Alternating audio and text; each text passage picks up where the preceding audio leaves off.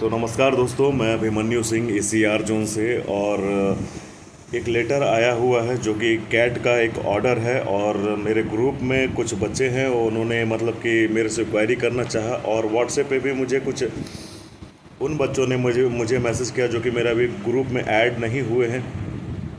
उन्होंने भी मैसेज किया कि सर प्लीज़ इस पर कुछ क्लियरिफाई कीजिए। एक हमने कहीं भी ये लेटर देखा है, इससे बहुत बड़ा कुछ कन्फ्यूज़न हो रहा है। पहले चलते हैं उस लेटर पे, एक बार ऊपर से नीचे तक आप लोग उस लेटर को देख लीजिए जो कि कैट का एक ऑर्डर आया हुआ है। उसके बाद मैं आपको एज अ फेस पे ही, एज अ कैमरे पे ही मैं आपको अच्छी तरह से शायद मैं समझा पाऊँगा। और डरने की कुछ वैसी बात नहीं है, जो चीज़ मैंने पहले बताई हुई थी वही चीज़ है। चलते हैं उस डॉक्यूमेंट पे कि क्या है CCA के लिए एक बहुत बड़ा चीज़। वीडियो में बने रहिएगा। चलते हैं उस डॉक्यूमेंट पे। तो मेरे भाई, मैं अपने ग्रुप में आ गया हूँ और कैंडिडेट्स ने कुछ पूछा था। और ये हम कोर्ट का ऑर्डर देख लेते हैं। ये है वो कोर्ट का ऑर्डर। और एक बार मैं ऊपर से आप लोग को नीचे तक स्क्रॉल करके दिखा देता हूँ। ये अब मैं ग्रुप में, मेरे ये पड़ा हुआ है, आप लोग ग्रुप ज्वाइन कर लीजिएगा। आप लोग को ये इसका डिटेल पता चल जाएगा। और 9th पेज पे इसके बारे में मेंशन है कि देखो यहाँ पे जो पॉइंट नंबर 2 लिखा हुआ है, the applicants have stated that centralize employment notice 2019 वाली वैकेंसी की बात हो रही है, जो कि 1,03,769 सीटें आई थी लेवल 1 की।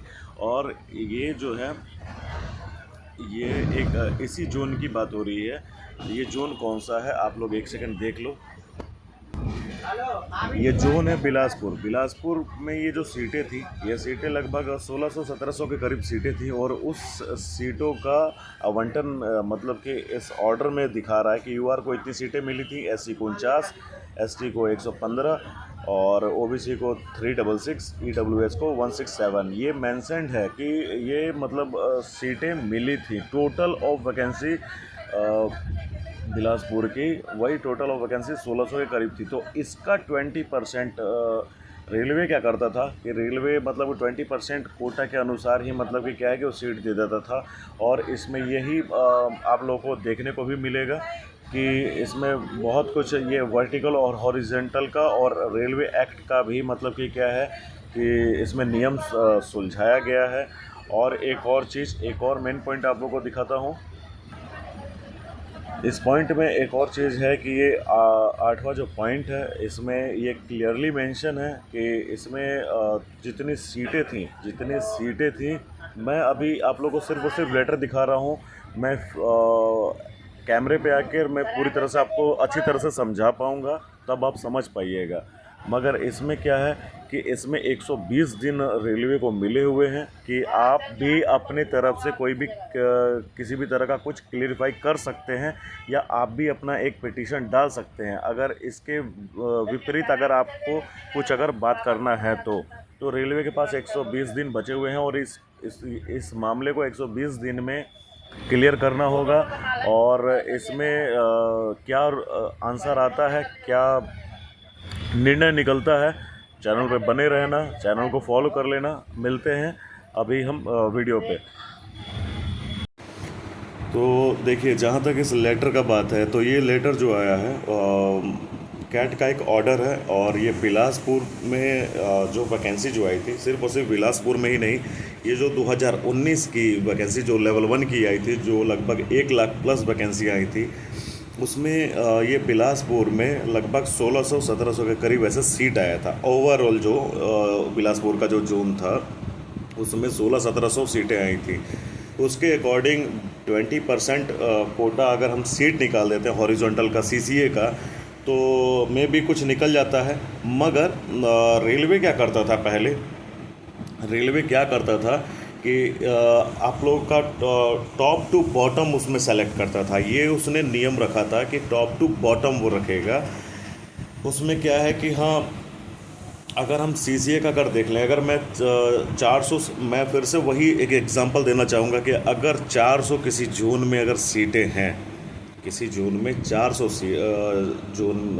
सीटें हैं जोन में CCA की, तो उसमें सिर्फ और सिर्फ उसको वो पहले क्या करता था कि उस 400 सीटों को वो 20% मानता था एज अ रेलवे।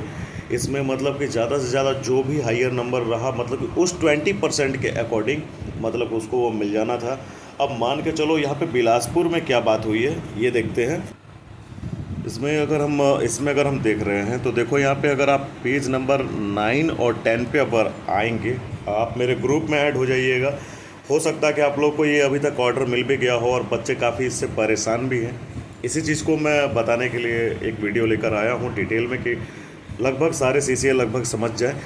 इसमें पेज नंबर 9 और पेज नंबर 10 अगर आप देखेंगे तो इसमें ये क्लियरिफाई किया हुआ है कि बिलासपुर में 20% के अकॉर्डिंग, आप लोग जैसे जानते हो कि एक्स सर्विसमैन को भी 20% मिलता है और आप लोगों को सीसीए वालों को भी 20% ही मिलता है। 20% के अकॉर्डिंग मतलब इन लोगों का जो एक सीट का क्राइटेरिया हो रहा था, यानी आप लोगों का वो 333 हो रहा था, आप लोगों का 333 और एक्स सर्विसमैन का 333, ये 20% सीट मिल रहा था। मगर इसमें जो एक चीज़ दिक्कत आई है यहाँ पे कि 219 जो ओबीसी के कैंडिडेट हैं, जो कि सीसीए वाले कैंडिडेट थे, आप लोग उस नोटिस को देखिएगा, मैंने आप लोगों को दिखाया भी है, आप लोग उस नोटिस को देखिएगा। उसमें जो 9वां और 10वां नंबर है उसमें आप लोग को वो बता रहा है कि 219 ओबीसी कैंडिडेट को सीसीए के द्वारा सीट दी गई। मगर जबकि अगर हम देखें तो 20% अकॉर्डिंग, जैसे अगर 400 सीटें हैं किसी जोन में सीसीए की, तो उन सीसीए का भी वो मतलब कि परसेंटेज वाइज मतलब अलॉटमेंट होता है। जैसे अगर मान के चलिए अगर किसी जोन में 1000 सीटें हैं तो 1000 सीट में मतलब 40% सीटें मतलब कि यूआर की हो गई, 27% ओबीसी की हो गई, 15% एससी की और 10% ईडब्ल्यूएस और एसटीबी, इसी लमसम में इसी वाइज मतलब कि परसेंटेज वाइज मतलब कि क्राइटेरिया है, आप लोग इसको जान रहे होंगे। इसी के अकॉर्डिंग सीट भी अलॉट होता है। तो इन बच्चों ने, जो ओपन वाले बच्चों ने केस जो किया है, ये इस चीज़ को लेकर केस किया है कि हाँ आपने मतलब कि जितनी सीट होनी चाहिए थी, अब 333 के अनुसार उसका 27% जितनी सीट होती हैं, लमसम में शायद 78 या 80 के करीब सीटें होती है, 100 के करीब में, इसके ही राउंड फिगर में आपने 219 सीटें दी हैं सिर्फ और सिर्फ ओबीसी में। तो जो ओपन का ओबीसी का सीट था वो ख़त्म के करीब हो गया, तो हम लोगों को सीट कहाँ से मिलेगी? आपने सीसीए को ही सीट ऐसा दे दिया है। वो किस मोटिव पे आपने सीट दिया है? उन बच्चों ने इसका मांग किया है। और ये जो ऑर्डर आया है इसमें रेलवे एक तरह से डाउन हुआ है और वो ओपन कैटेगरी के बच्चे एक तरह से जीत चुके हैं।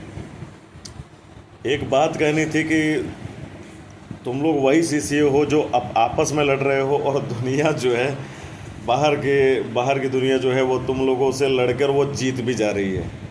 सोचने वाली बात है। खैर, तो इसमें जो है कि अब बच्चे इसमें ये घबरा रहे हैं कि क्या हो सकता है कि शायद वो वर्टिकल में भेजा गया हो। बिल्कुल, जब देखो, जब टॉप टू बॉटम का बात होता है ना, तो टॉप में मतलब कि जो भी मतलब कि उसमें क्या किया जाता था, उसमें CBT plus NSC add on करके देखा जाता था कि वो वर्टिकल में जा रहा है कि नहीं, यूआर का कट ऑफ पार कर रहा है कि नहीं, प्लस में अपने कैटेगरी का ओपन क्राइटेरिया पार कर रहा है कि नहीं। अगर उससे कम है तब वो 20% में एडजस्ट कर दिया जाता था। मगर अब इसके बाद रूल क्या चेंज हो सकता है? इसके बाद वही रूल चेंज हो सकता है। मैंने अपने ग्रुप के बच्चों को, लगभग मेरे 1500 करीब मेरे ग्रुप में सीसीए वाले कैंडिडेट हैं, उन लोगों को मैं हमेशा 2 से 4 दिनों में मैं कॉल पे लेता हूं और उन लोगों की बातें मैं रखता हूं। उन लोगों से मैं हमेशा उन लोगों को बताते हुए आ रहा हूं ये चीज़ कि हाँ देखो, जो सीट जो अलॉट होता है ना, वो सीट भी मतलब कि परसेंटेज वाइज ही अलॉट किया जाता है रेलवे के द्वारा। और अभी ऐसा इन्फॉर्मेशन आया है, मैं करंट का इन्फॉर्मेशन जो मुझे मिला मैं वो इन्फॉर्मेशन आप लोग तक लाया। मैं अपने ग्रुप वाले बच्चों को मैं वही देता रहा और कुछ वीडियो में मैंने इस चीज़ को शेयर भी किया है। तो अब यहाँ पे बात आ जाती है कि बच्चे सोच रहे हैं कि क्या सर, अगर हम अब ये अगर ऐसा ऑर्डर आ गया है तो क्या हम वर्टिकल में नहीं जाएंगे? बिल्कुल जाएंगे, बिल्कुल जाएंगे। आप ओपन का यूआर का सीट लेंगे, आप अपने कैटेगरी का ओपन का सीट लेंगे, आप हॉरिजॉन्टल में भी रहेंगे। हॉरिजॉन्टल का नियम ही यही है, ठीक है, हॉरिजॉन्टल का नियम ही यही है। वो एक लकीर की तरह है, वो एक ऑर्डर है, वो एक ऑर्डर है। वर्टिकल से ही सीटें ली जाती हैं हॉरिजॉन्टल में। अब ये क्राइटेरिया कैसे होगा? अब इसमें ये क्राइटेरिया होगा कि जो बच्चा, जो कैंडिडेट, जो सीसीए कैंडिडेट सीबीटी मार्क्स के बेसिस पे अगर वो ओपन में जाता है, तब वो ओपन में जाएगा, तब वो ओपन में जाता हुआ दिखेगा। मतलब ये आपका 1/3 का जो वेटेज है, ये 1/3 का वेटेज सिर्फ और सिर्फ एक कोटा के लिए दिया गया है कि हाँ, ये हॉरिजॉन्टल में आप लोग का एक रिजर्वेशन का एक कोटा दिया हुआ है, जिसमें ये एड ऑन होगा आपका 1/3 वाला, और ये आप लोगों का वर्टिकल में नहीं जाएगा। और मैं ये भी चीज़, और एक चीज़ मैंने अभी 1-2 महीने पहले, मैंने शायद 1 से 2 महीने पहले मैंने अपने ग्रुप में बच्चों को ये चीज़ शेयर किया था कि मैंने भाई अपने डीआरएम में भी मेरा एक फ्रेंड क्लर्क है जो कि वो सीसीए का ही पैनल बनाता है, उससे मैंने ये भी चीज़ क्लियरिफाई किया था। उसने यही कहा था कि नहीं, रूल ये है अब करंट में अभी रूल ये है कि सीबीटी के मार्क्स के बेस पे, सीबीटी के उस मतलब एक्स्ट्रा उसको कोई वेटेज ना मिला हो, बिना कोई वेटेज मिले वो सीबीटी के ही उसके इतने मार्क्स हों कि वो ओपन का मतलब कि अपना क्लियरिफाई कर दे, तो वो उसको वो वर्टिकल में वो लड़का चला जाएगा। वही चीज़ है, अगर जिस कैंडिडेट के सीबीटी मार्क्स, मान के चलो कि अगर 70 मार्क्स यूआर का जाता है, कट ऑफ जाता है, और सीसीए कैंडिडेट का 71 सीबीटी में ही आ गया है किसी भी कैंडिडेट का, तो वो डायरेक्टली यूआर में जाएगा, डायरेक्टली यूआर में जाएगा। किसी कैंडिडेट का अगर ओपन का ओबीसी का मेरिट अगर 68 गया है, 68.5 इसका सिर्फ और सिर्फ इसका स्कोर कार्ड में इसका मतलब सिर्फ सीबीटी में ही आया है, वो भी ओपन में चला जाएगा। मगर इसमें एक ही चीज़ ये समझनी है कि आपका एनएससी और सीबीटी ऐड होकर अब आप वर्टिकल में नहीं जाएंगे। ये रूल 2019 में फॉलो किया जा रहा था। अब इसमें क्या है कि अब रेलवे का आप देखो, आप लोग जो सबसे लास्ट पेज में देखोगे कि 120 दिन का अल्टीमेटम मिला हुआ है। अब इस पे कार्रवाई करने का कैट के द्वारा रेलवे को मिला हुआ है, और इसी 120 दिन में मंत्रालय जो है, रेलवे मंत्रालय ये भी आप मतलब कि कैट को ये भी अपना एक पिटिशनर दे सकता है, जिससे ये मामला मतलब कि शायद वो अपनी सफाई दे सकता है कि भाई ये मेरा रूल है और मैंने इस तरह से मैंने किया है और मैं इसी रूल को फॉलो करूँगा।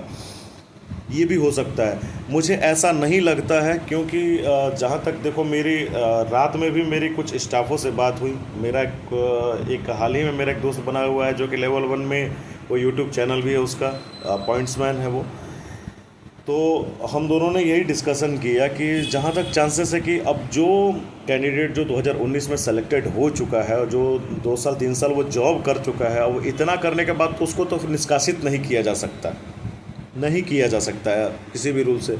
अगर कर देता है तो वो बच्चा भी खड़ा हो जाएगा कि मैं इतने साल जॉब करके मुझे किस बेसिस पे निकाला जा रहा है, ये तो आपका रूल था।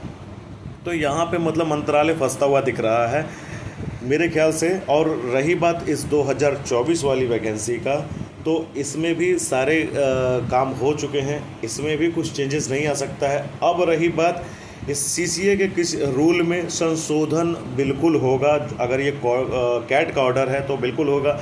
मगर 2024 वाली वैकेंसी और 2025 वाली वैकेंसी जो कि मतलब कि क्या है कि रनिंग में हो चुकी हैं, अब इसमें ये शायद बदलाव नहीं किए जा सकते। ज़्यादा चांसेस हो सकता है कि 2025 वाली वैकेंसी जिसमें 22,000 साढ़े 22,000 के करीब जो सीटें आई हुई हैं, इसमें शायद कुछ तब्दीलियाँ आप लोगों को एज अ नोटिस देके आप लोगों को किया जा सकता है। मगर 24 वाली वैकेंसी में ऐसा कुछ नहीं होता हुआ दिखेगा, क्योंकि ये लगभग प्रक्रियाएँ बहुत आखिरी अपने पड़ाव तक पहुँच चुका है, तो इसमें नहीं होगा। तो घबराने की बात आप लोगों को नहीं है। मैं जानता हूँ कि इससे आप लोग टेंशन में हो, तो टेंशन नहीं है। हाँ, अगर एज आ रूल अगर इस वैकेंसी में फिर भी कहते हैं ना कि रेलवे अनिश्चितताओं का मतलब कि क्या है, फैसला लेता है, कभी भी कुछ भी ले सकता है। जैसे कि आईटीआई और नॉन आईटीआई का जो मामला था, तो उसी तरह से अगर रूल में कुछ बदलाव अगर होता है, जिसके होने के चांसेस नहीं है, फिर भी 1% अगर मैं लेके कहता हूँ कि अगर ऐसा होता है तो इसमें यही कहा जा सकता है कि थोड़ा बहुत शायद कट ऑफ जो हम सोच रहे थे कि बहुत एवरेज मार्क पे हो जाना चाहिए, मगर उसमें थोड़ा बहुत तो बढ़ाव आप लोगों को दिखता हुआ आएगा, बिल्कुल आएगा। मगर इसके चांसेस वैसे नहीं हैं। तो जो भी ऐसा कुछ इंटरनली भी अगर ऐसा कुछ इन्फॉर्मेशन अगर आता है तो मैं आप तक ज़रूर पहुंचाने की कोशिश करूंगा। और ग्रुप से हो सके तो ग्रुप से जुड़ जाइए। और एक बात, ग्रुप से वही कैंडिडेट जुड़ेगा जो कि मतलब कि वाकई में विद्यार्थी हो, जिसमें पाने का जुनून हो और ये वल्गर वर्ड्स का यूज़ ना करता हो। जब वो ये करेगा मैं उसको उसी टाइम पे रिमूव कर देता हूँ। तो वैसे वैसे कैंडिडेट का आने का भाई दूर से ही आपको नमस्ते है। आप उन्हीं ग्रुपों में रहिए जहाँ पे गालियों से शुरुआत होती है। और कुछ भी ऐसा इन्फॉर्मेशन आता है तो चैनल से जुड़िए। जो भी इन्फॉर्मेशन आएगा मैं आप तक पहुंचाने की कोशिश करूंगा। मिलता हूं किसी और वीडियो में। जय हिंद, जय भारत।